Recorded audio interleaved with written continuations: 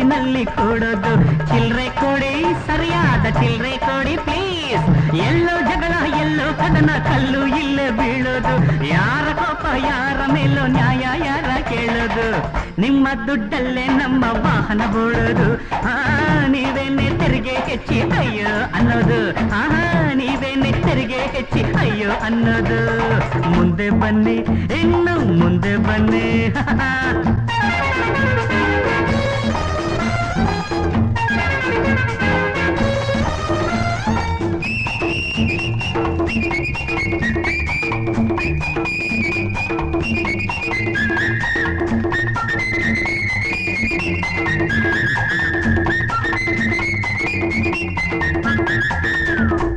ಆಯೆ ಸಾಬ್ ತಶ್ರೀಫ್ ರಖಿಯೇ.